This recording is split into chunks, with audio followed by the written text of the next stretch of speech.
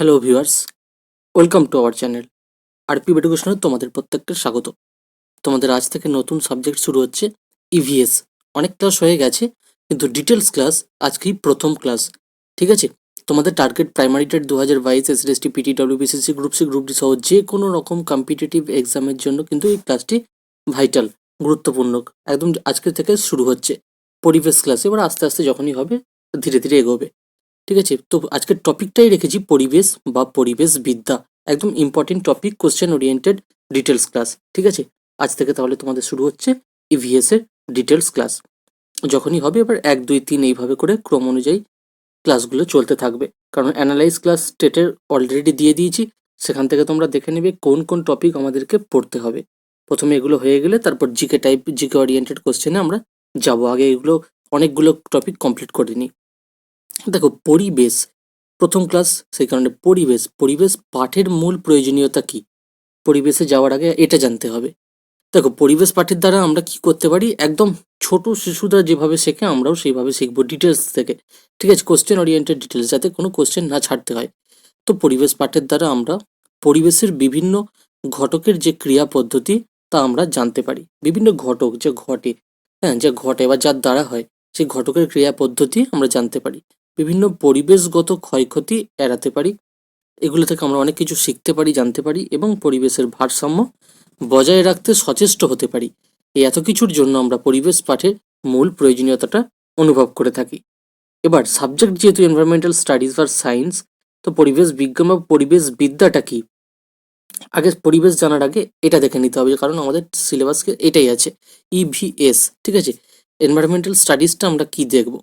দেখো, পরিবেশ বিদ্যা বা এনভায়রনমেন্টাল স্টাডিজ, এটা বলতে আমরা বিজ্ঞানের সেই শাখাটিকেই বোঝাবো। অর্থাৎ আমরা এখানে জেনে গেলাম ইভিএস হচ্ছে বিজ্ঞানের একটা শাখা, যে শাখায় ভৌত বা প্রাকৃতিক পরিবেশ অর্থাৎ ফিজিক্যাল এনভায়রনমেন্ট, জীবজ পরিবেশ বায়োটিক যে এনভায়রনমেন্ট, মনে রাখবে এগুলো, আর সামাজিক পরিবেশ অর্থাৎ সোশ্যাল এনভায়রনমেন্টের বিভিন্ন যে সম্মিলিত বৈশিষ্ট্য, তার ভিত্তিতে সমগ্র পরিবেশের যে বৈশিষ্ট্য, সমস্যা ও তার সমাধানের বিষয়ে পঠন পাঠন করা যায়। অর্থাৎ কি জানলাম, অর্থাৎ এখান থেকে ইভিএস হচ্ছে জীবন বিজ্ঞানের একটা শাখা। এই শাখায় ভৌত বা প্রাকৃতিক যে পরিবেশ, ঠিক আছে, সামাজিক পরিবেশ, ভালো করে দেখো, ভৌত বা প্রাকৃতিক, জীবজ পরিবেশ, সামাজিক পরিবেশ, এই তিনটে পরিবেশের বৈশিষ্ট্যের যে সমন্বয়ে ফলে আমরা কি করতে পারি, সমগ্র পরিবেশের বৈশিষ্ট্য, সমস্যা, তার সমাধানের আমরা সচেষ্ট হতে পারি বা সেই সম্পর্কে পঠন পাঠন করতে পারি। যে বিদ্যায় তার সেটাই হচ্ছে পরিবেশ বিদ্যা। আশা করি বোঝা গেল। এটা হচ্ছে সিলেবাস। ঠিক আছে, পরিবেশ বিদ্যা যেটা সেটা আমরা জানি। এবার আমরা পরিবেশ আস্তে আস্তে কি সেই টপিকের দিকে এগোচ্ছি। বিষয়টা মনে হচ্ছে খুব সহজ, কিন্তু এখান থেকে 2-1টা করে কোশ্চেন তো থাকেই। ঠিক আছে, তো সব কিছুটা আমাদের জানতে হবে কোশ্চেন ওরিয়েন্টেড। উদ্ভিদ ও প্রাণী জগৎ সুস্থ স্বাভাবিকভাবে বেঁচে থাকার জন্য যে পারিপার্শ্বিক অবস্থার প্রয়োজন হয় তাকেই আমরা পরিবেশ বলবো। অর্থাৎ উদ্ভিদও বাঁচবে, প্রাণী বাঁচবে, সমগ্র প্রাণী জগৎও বাঁচবে, সুস্থভাবেই বাঁচবে। সুস্থ স্বাভাবিকভাবে বেঁচে থাকার জন্য যে পারিপার্শ্বিক অবস্থাটার দরকার হয় বা প্রয়োজন হয়, সেটাকেই আমরা পরিবেশ বলে চিহ্নিত করতে পারি। অন্যভাবে কি বলা যায়, এবার আস্তে আস্তে ডিটেলসের দিকে যাব, যেখান থেকে কোশ্চেন আসতে পারে। অন্যভাবে বলা যায়, আমাদের চারপাশের যে মাটি, জল, জঙ্গল, মরুভূমি যাই আছে, এইসব পাহাড় পর্বত, সেখানকার যে আলো, বাতাস, অন্ধকার, অর্থাৎ আমাদের প্রতিবেশী বা পরিবেশের যে অঙ্গ, সেই প্রতিবেশী শিশু, পশু পাখি, কীট পতঙ্গ, জীবাণু, উদ্ভিদ যাই বলি না কেন, এদের যে সামগ্রিক যে পারস্পরিক ক্রিয়া, একে অপরের ক্রিয়া প্রতিক্রিয়া, সেসব নিয়ে আমাদের যে পরিবেষ্টনী বা মাধ্যম, তাকে আমরা পরিবেশ বলতে পারি অন্যভাবে বলতে গেলে। অর্থাৎ সম্মিলিত একটা বিষয়কে এখানে বোঝানো হচ্ছে। এবার যেখান থেকে আমাদের দেখতে হবে কিছু ইম্পর্টেন্ট ট্রিক্স বা ইম্পর্টেন্ট পয়েন্ট বলতে পারো, এই বিষয়গুলো এই জন্য হাইলাইট করা আছে। ইউনাইটেড নেশনস এনভায়রনমেন্ট প্রোগ্রাম, যেটাকে সহজে ইউএনইপি বলা যায়, এক্সামে আসতে পারে ফুল ফর্ম কি ইউএনইপির, সেটা হয়ে যাবে ইউনাইটেড নেশনস এনভায়রনমেন্ট প্রোগ্রাম। সাল কত সাল, 1976 সাল। এই সালে দেওয়া সংজ্ঞা অনুসারে, অর্থাৎ ইউএনইপি পরিবেশের সংজ্ঞা কত সালে দিয়েছিল, যদি কঠিন কোশ্চেন দিয়ে দেয় কি হবে, 1976। তো পরিবেশ বলতে পরস্পর ক্রিয়াশীল উপাদানগুলোর মাধ্যমে গড়ে ওঠা সেই প্রাকৃতিক ও জীবমণ্ডলীর যে প্রণালী, সেই প্রণালীকে বোঝায়। যার মধ্যে মানুষ ও অন্যান্য সজীব উপাদানগুলো বেঁচে থাকে, বসবাস করে। এটা সংজ্ঞাটি, মানে যদি বলে যে এই উক্তিটি মানে কে দিয়েছেন বা কার কর্তৃক দেওয়া হয়েছে, কি কর্তৃক, তখন হয়ে যাবে UNEP, United Nations Environment Programme, সাল 1976। এবার বলবে যে কি করে মনে রাখবো স্যার? এই দেখো, পরিবেশ বলতে মনে রাখবে ইউএনইপি যখনই বলছে এই যে প্রণালী, এইটুকু টেকনিক্যাল টার্মটা মনে রাখো। অনেক বড় সংজ্ঞা যদি কোটেশন দিয়ে দেয়, শুধু দেখবে প্রণালী এই বিষয়টা বোঝাতে চাইছে কিনা, অর্থাৎ প্রাকৃতিক ও জীবমণ্ডলীর যে প্রণালী তার উপরে জোর দিচ্ছে এবং বেঁচে থাকার উপরে জোর দিচ্ছে, অর্থাৎ এই সজীব উপাদানগুলি বেঁচে থাকে, বসবাস করে, এই রকম মানুষ ও সজীব উপাদান আর এই প্রাকৃতিক জীবমণ্ডলীর প্রণালী, এই রকম শব্দগুলো ব্যবহার করা হচ্ছে কিনা মনে রাখবে শুধু। দেখো, একদম পেড ক্লাসের মতোই পড়ানো কিন্তু এগুলো, ফ্রি অফ কস্ট তোমাদের। মনোবিজ্ঞানী বোরিং, লাংফিল্ড, ওয়েল্ড এদের মতে জিন ব্যতীত ব্যক্তির উপর যা কিছু প্রভাব দেখা যায় তাই হলো পরিবেশ। সুন্দর একটি কোটেশন। অর্থাৎ নিজের পরিবারটাকে বাদ দিয়ে বা নিজের জিনটাকে বাদ দিয়ে, জিন ব্যতীত যে আমাদের জিন আছে আমরা জানি, হ্যাঁ, যে বংশাণুর ক্রম, এগুলো আমরা বংশগতি পরিবেশে সিডিপির ক্ষেত্রে দেখেছিলাম। তো সেই জিন ব্যতীত ব্যক্তির উপর আর যাদের যাদের প্রভাব আছে সেগুলি সমগ্রটাই হলো কিন্তু পরিবেশ। তাহলে এখানে বোরিং, লাংফিল্ড ও ওয়েল্ডের মত, এটা মনে রাখতে হবে। তারপর কি, Woodworth R Marquis, Woodworth and মার্কুইসের মত কি পরিবেশ সম্পর্কে? জীবন শুরু হওয়ার পর ব্যক্তির ওপর বাইরের যা কিছু সক্রিয় হয় তাই হলো পরিবেশ। এগুলো সহজ আছে, এখান থেকে কোশ্চেনে তোমরা পারবে, একটু এগুলো লিখে নিতে হয়, নোট ডাউন করে নিতে হয়। জীবন শুরু হওয়ার পর বলছে, শুরু হওয়ার পর তারপর যে ব্যক্তির ওপর বাইরের যা যা কিছু সক্রিয় হচ্ছে সেটাই হচ্ছে পরিবেশ। এবার তারপরে বলছে জীববিজ্ঞানী ওডাম তার ফান্ডামেন্টাল অফ ইকোলজি গ্রন্থ, এখানে মনে রাখবে এটা খুব গুরুত্বপূর্ণ। ফান্ডামেন্টাল অফ ইকোলজি নামক গ্রন্থটি কার? তখন হয়ে যাবে জীববিজ্ঞানী ওডাম। এই নামক গ্রন্থে ওডাম পরিবেশের সংজ্ঞাটি থেকে কি বলেছেন, যে পারিপার্শ্বিক অবস্থার যে উপাদান, কারণ ও লক্ষণগুলি সামগ্রিকভাবে জীব ও সমগ্র জীব সম্প্রদায়ের কাজকর্ম ও উন্নয়নকে প্রভাবিত করে তাকে পরিবেশ বলা হয়। এটা কার মত? ফান্ডামেন্টাল অফ ইকোলজি গ্রন্থে জীববিজ্ঞানী ওডাম এটি তিনি পরিবেশ সংজ্ঞা হিসেবে দিয়েছেন। ঠিক আছে, মনে রাখবে এগুলো, এগুলো শর্টকাটে মনে রাখা যায়। জীব ও জীব সমগ্র জীব ও সমগ্র জীব সম্প্রদায়, এইটুকু মনে রাখবে। যে পারিপার্শ্বিক অবস্থার উপাদান, কারণ, এই বিষয়গুলো, লক্ষণ, এই সব টার্মগুলো একটু মনে রাখবে, তাহলেই বুঝতে পারবে এটা ওডামের। পরিবেশ বিজ্ঞানী বটকিন ও কেলার, তারা কি বলেছেন? তারাও কিন্তু পরিবেশের সংজ্ঞা দিয়েছেন, কিন্তু এখানে গুরুত্বপূর্ণ হচ্ছে কোন গ্রন্থে, এনভায়রনমেন্টাল সায়েন্স গ্রন্থে দিয়েছেন। কে? পরিবেশ বিজ্ঞানী বটকিন ও কেলার, তিনি তাদের তাদের দুজন কিন্তু এনভায়রনমেন্টাল সায়েন্স গ্রন্থে তারা পরিবেশের সম্পর্কে সংজ্ঞা দিয়েছেন। দিতেই পারে এরকম বইটার নাম তুলে দিয়ে।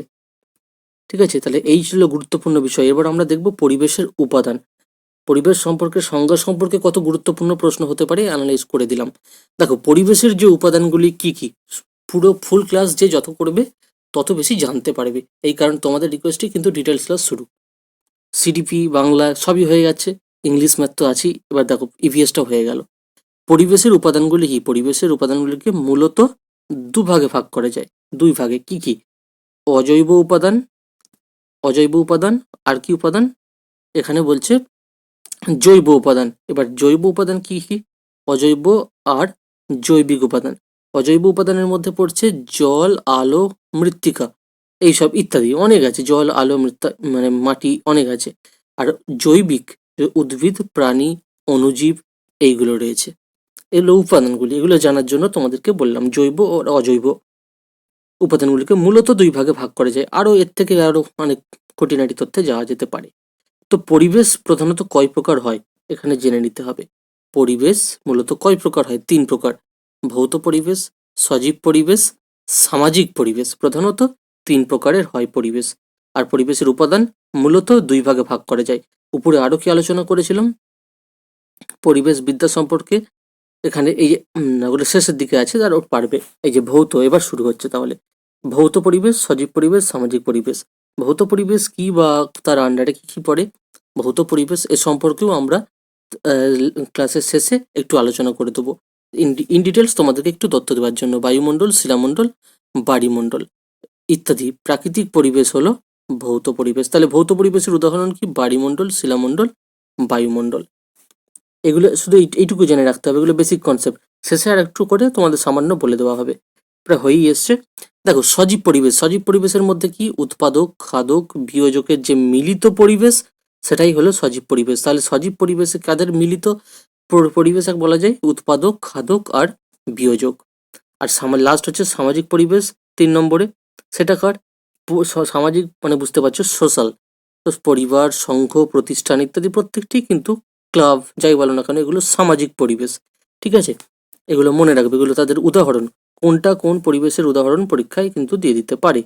এবার আমি যে ভৌত আলোচনা করলাম, ভৌত পরিবেশ, বায়ুমণ্ডল শিলামণ্ডল, এগুলো জিওগ্রাফি বা জিকে টপিক যেখান থেকে কোশ্চেন আসছে প্রাইমারি টেট ইভিএসএ WBCSC group C group D যাই বলো না কেন, সেই টপিকগুলো আমরা ডিটেলস ক্লাস আস্তে আস্তে কিন্তু করব। এটা একটু কমপ্লিট করে দেওয়ার পরেই যাব আমরা। 15-16টা টপিক আছে, এগুলো কমপ্লিট হয়ে গেলে তোমরা যদি চাও কমেন্টে জানাতে পারো যে ডিটেলস ক্লাস এরকম ইভিএস এর উপরে চাও কিনা, তাহলে নিয়মিত আনবো। এবং কমপ্লিট করার পর অন্যান্য যে টপিক থেকে কোশ্চেন আসছে সেই সায়েন্সের জেনারেল সায়েন্স জিকে টাইপ থেকে, সেখান থেকেও বেশি কোশ্চেন আসছে, সেখান থেকেও আমরা টপিক করব। ইভিএস এ কিন্তু আর সহজ ইভিএস থেকে এক্সামে কোশ্চেন দিচ্ছে না।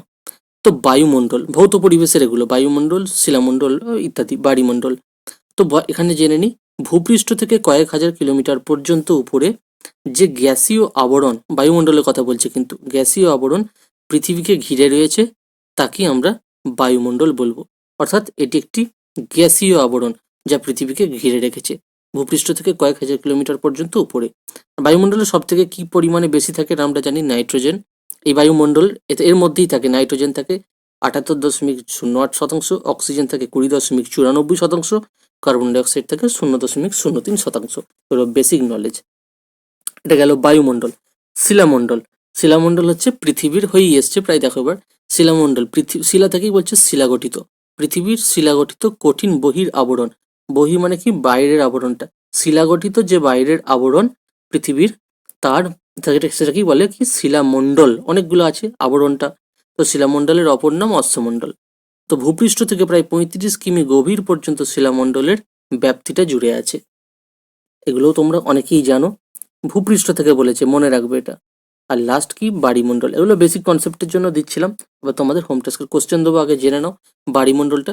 বাড়ি মানে আমরা কি? জল। তো শিলামণ্ডলের যে সমস্ত নিচু অংশ, শিলামণ্ডলের আমরা জানি বহির্মণ্ডল, শিলামণ্ডল হচ্ছে পৃথিবীর এই বহির আবরণটা। ঠিক আছে, শিলাগঠিত বহির আবরণ। এবার তার নিচের অংশে বলছে যে জলে পরিপূর্ণ থাকে, সেটাই বাড়িমণ্ডল। যেমন সাগর, মহাসাগর, নদী, পুকুর, ডোবা, নালা, হ্রদ যাই বলো না কেন, দহ। তো প্রত্যেকটা জলভাগ যে গড়ে তুলেছে একত্রে, সেগুলোকে আমরা কি বলবো? এগুলো একত্রে বাড়িমণ্ডল বলবো, একসাথে সবকটাকে নিয়ে। ঠিক আছে, সেইটাই হচ্ছে বাড়িমণ্ডল। এবার তোমাদের হোম টাস্ক এই ছিল আজকের আলোচনা। তোমরা কমেন্টে জানাতে পারো তোমাদের আজকের 3টে home task.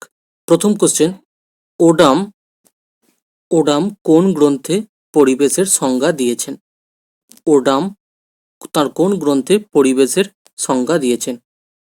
Question number 2, ইউএনইপির full form কি? ইউএনইপির ফুল ফর্ম কি? কোশ্চেন নাম্বার 3, ইউএনইপি কত সালে পরিবেশের সংজ্ঞা দিয়েছেন?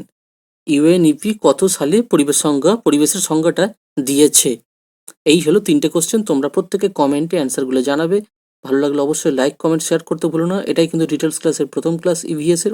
এর আগে অনেক ক্লাস হয়েছে, ডেসক্রিপশন বক্সে প্লেলিস্টের লিঙ্ক তোমরা পেয়ে যাবে। আমাদের টেলিগ্রাম চ্যানেল দেখো স্ক্রিনে যাচ্ছে, স্ক্রিনের এই হাইলাইট দেখে, হেডিংস দেখে তোমরা কিন্তু সেখানে জয়েন হতে পারো। ঠিক আছে, তোমরা অবশ্যই কমেন্টে মতামত জানাবে ক্লাস এরকম ডিটেলস আরও চাও কিনা। ঠিক আছে, এইগুলো সব টপিক হয়ে গেলে কিন্তু একদম জেনারেল সায়েন্স জিওগ্রাফির সব টপিক ধরবো যেখান থেকে ইভিএস এ কোশ্চেন আসছে। প্রাইমারি টেট, আপনার প্রাইমারি বলো, হ্যাঁ যে কোনো রকম টেট পরীক্ষা সহ, SLST PT group C group D সমস্ত ফুল ক্লাসটা কিন্তু সমস্ত পরীক্ষার জন্য হয়ে যাবে একদম। ঠিক আছে, কোশ্চেন ওরিয়েন্টেড ক্লাস। ভালো লাগলে মতামত দিও, অবশ্যই শেয়ার করো, because sharing is caring. Thank you for your time.